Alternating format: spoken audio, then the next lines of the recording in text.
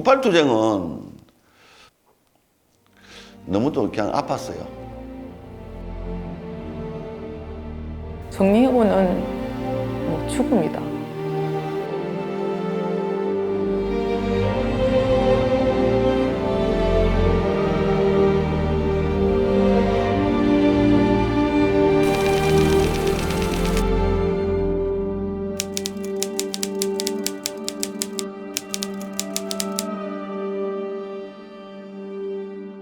정부가 결국 국제통화기금 IMF에 구제 금융을 신청하기로 했습니다. 대통령으로서 국민 여러분에게 참으로 송구스러울 뿐입니다. IMF가 요구했던 게 시장에 대한 전면 개방, 그리고 외국 자본에 대한 규제 철폐, 공기업에 대한 민영화, 노동시장에 대한 유연화를 강요했었고,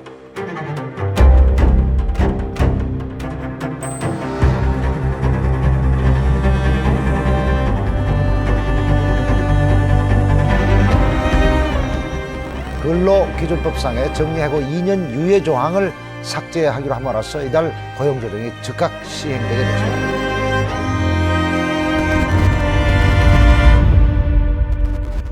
오늘부터 부득이하게 명예퇴직을 받게 되었습니다.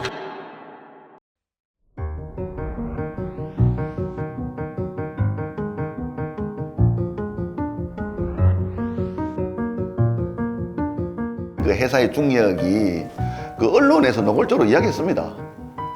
그 이제 긴박한 경영상의 위기가 왔기 때문에. 년도 생산이 90만 대 선을 밑돈다면은 여유 인력이 15,000명 이상이 발생할 것으로 회사의 생존 자체가 위협받을 정도로 심각한 국면이 초래될 것으로 저희 부득이하게 고용 조정을 하지 않을 수 없다 이렇게 좀 판단을 하고 있습니다.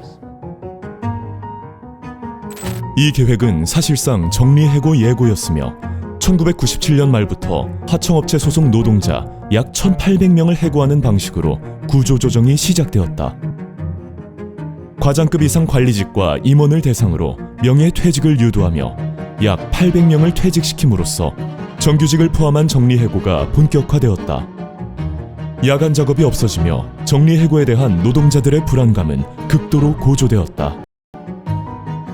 4월 16일 회사는 일방적으로 희망퇴직 모집 공고를 붙였다. 정리해고가 들어올 거다 이런 이야기는 여기저기서 많이 들렸는데 98년 들어오면서 아 이거 심상치가 않구나. 계속 이제 회사에서 회유했죠. 보상해 줄 거니까 이제 희망퇴직하라고 나가라고. 지금 희망퇴직 안 하면 퇴직금이 깎여 손해본다. 지방선거 끝나면 정리해고할 텐데 지금 나가는 게 이익이다. 퇴직을 거부하는 노동자에게 집요하게 면담을 신청하며 희망퇴직을 가장한 노골적 강제퇴직을 유도했다. 개별적으로도 연락이 오고 이제 회사에 근무할 때도 희망퇴직하라고 그냥 있으면 이 위로금도 못 받고 생각하는 척하면서 이렇게 연락 오고 그랬죠. 4월 16일 1차 희망퇴직 2,000여 명, 5월 14일 2차 희망퇴직 1,500여 명.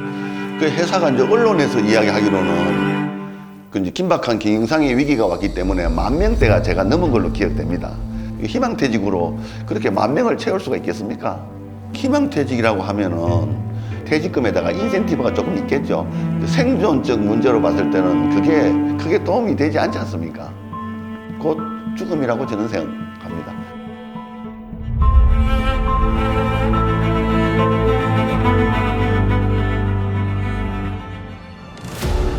노동조합은 노동시간 단축과 주간 연속 2교대 근무, 배치 전환을 통한 일자리 나누기를 제안했으나 회사는 노조의 제안을 무시했다. 그리고 5월 20일 8,189명에 대한 무급휴직 정리해고 방안을 공식 발표했다. 오늘 현대자동차가 여유 인력 8,000여 명을 고용조정하기로 최종 확정하면서 대량 해고의 시간이 들어갔습니다. 6월에는 3차 희망퇴직을 시행했고 6월 말 회사가 4,830명의 정리해고 계획을 노동부에 신고했다. 6월 말과 7월 초 경고 파업이 이어졌으나 회사는 정리해고 대상자 명단을 공장마다 기습적으로 발표하였다. 정리해고 명단이죠. 회사를 나가주시오 해서 그 명단이 나간 다음으로는 그 방송에서 근로 계약이 끝났으니 공장을 나가주시기 바랍니다. 이런 멘트가 나왔습니다. 회사는 정리해고 해당자들에게 개별 통보하는 노란 봉투를 전달하며 4차 희망퇴직을 시행했다. 나보다 앞서 나간 사람들도 일자리 없어가지고 헤매고 있는 상황에서 참 암담합니다. 정리해고 1순위인 주부 사원들도 마찬가지입니다. 대부분 가장이기 때문입니다. 뭐 당장 애들 자녀 교육도 시키지 못하고 가장이라는 게 뭡니까? 한 가정을 책임지고 있는 거죠. 실질적으로 가장들이 많잖아요. 식당에 근무하시는 분들이 사표를 안 쓰고 버티는 것도 힘들고 쓰는 것도 힘들고. 7월 20일 현대자동차 노동자들은 목숨을 건 파업에 들어갔다. 공장에 텐트를 치고 무기한 총파업과 철야 농성에 들어갔다. 구정문 지금 앞인데 그 앞에서 이제 뭐 텐트를 여러 가지 칩니다.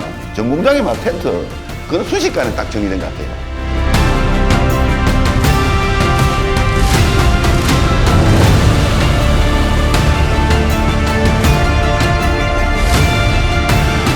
전직 위원장들은 45m 굴뚝 농성을 시작하였고 굴뚝에 계시는 위원장님 식사 때 되면 밥 매달아가지고 올리면서 텐트 쓰면 너무 마음이. 위원장은 삭발식을 진행했다. 검은 모자에 녹색 옷을 입은 목숨을 건 사수대가 조직되었다.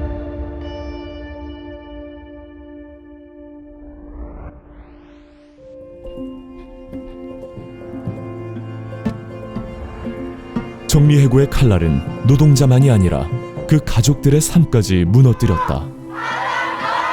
가족 대처기는 아이를 업고 유모차를 끌고 매일같이 공장 앞으로 나섰다.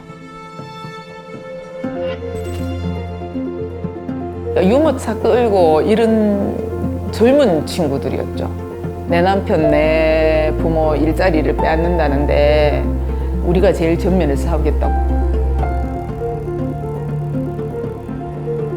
그때 그 가대위에서 상당히 힘을 받았을 것 같기도 하거든요.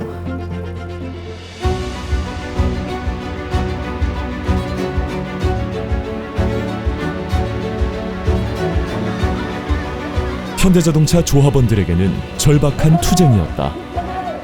뭐 임금의 문제라면 올해 한 번 안 올려도 뭐 생존의 문제까지는 안 가는데 첫째는 생존의 문제였고 그 다음에 또 이제 아빠로서 또 책임감이 있기 때문에 뒤로 물러설 데가 없는 것이고 그래서 우리는 싸울 수밖에 없고 뭐 더 이상의 방법은 없습니다.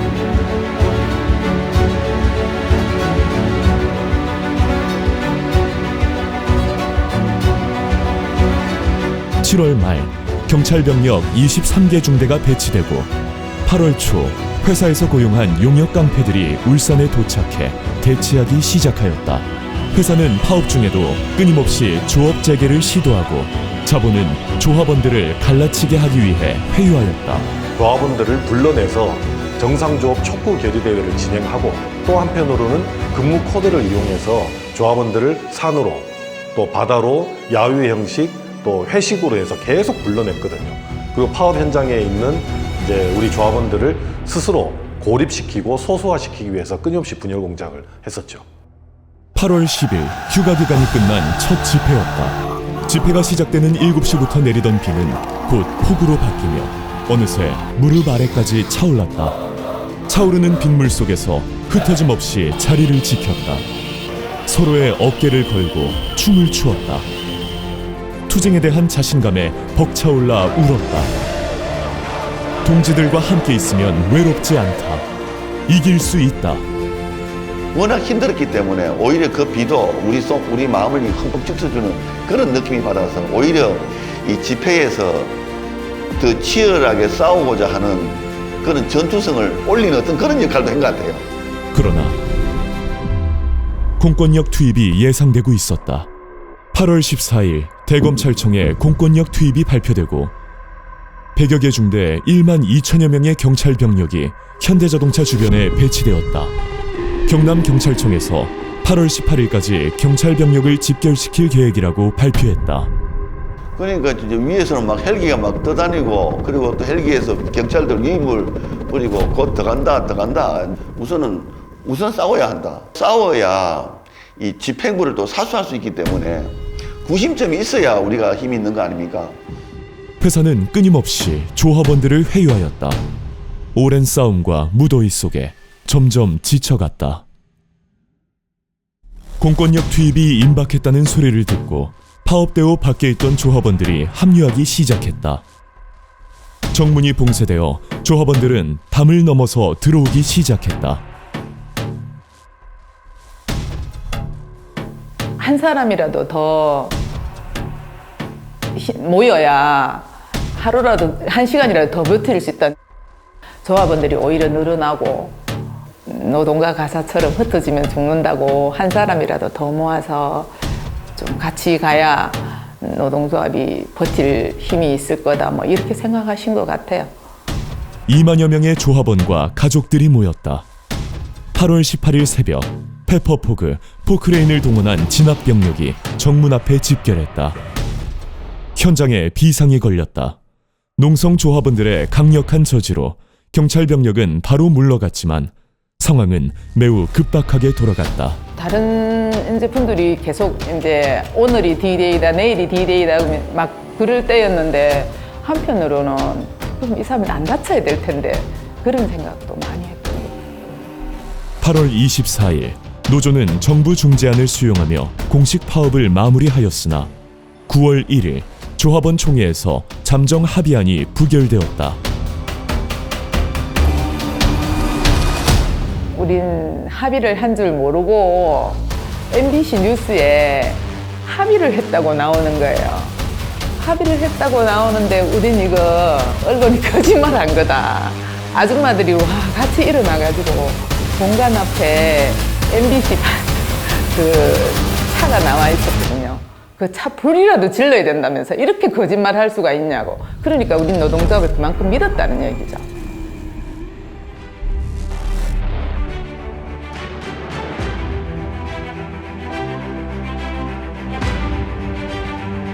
이후 무급휴직, 원직복직 투쟁, 자동차 구조조정 공동대응 투쟁, 식당 여성조합원들 원직복직 투쟁 등 장기 투쟁이 지속되었다. 처음에는 그냥 식당에 가서 그냥 우리끼리 노동조합 노조식당 이래가지고 출입증도 없이 그러고 살았어요. 2년 정도 정리해고 시켰으니까 우리 무조건 복지시켜달라. 우리 다른 거 다 필요 없다. 현대자동차 명찰만 내놔라. 이제 그러면서 결국 1998년 현대자동차에서는 하청 노동자 1,800여 명, 과장급 이상 관리자 800여 명, 5차례의 희망퇴직 8천여 명, 정리해고 277명, 무급휴직 1,261명 등 모두 1만 2천여 명이 구조조정되었다. 이 투쟁은 총노동과 총자본의 대리전으로 기록되었다.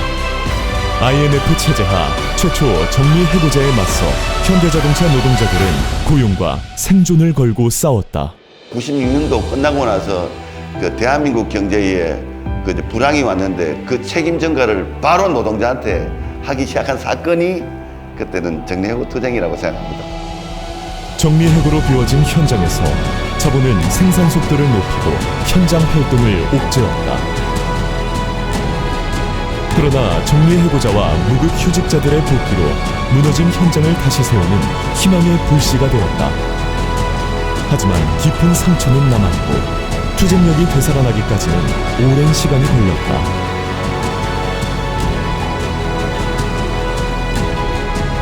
회사의 이제 희망퇴직 권고에 따라서 나갔던 1만여 명의 우리 조합원들은 회사의 리콜 약속을 받지 못하고 재입사가 안 됐거든요. 그러나 이제 노동조합의 지침에 따라서 끝까지 싸웠던 이제 2천여 명의 정리해고와 무급휴직자들은 전원 복직을 했다.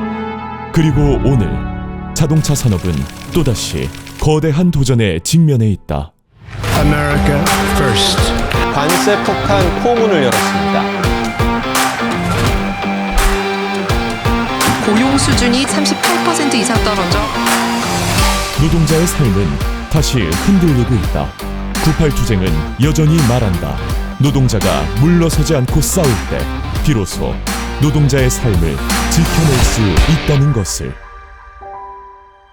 이제 긴 세월 지나고 나서 생각하면 난 30으로 다시 돌아가면 다른 걸 하고 싶은 게 아니고 노동조합 활동 제대로 해서 조합원들 제대로 이렇게 뭉칠 수 있는 힘을 가질 수 있도록 같이 손잡고 다시 한번 신나게 가봤으면 좋겠다 싶고 지금도 노동가 나오면 가슴 그래서 막 그러고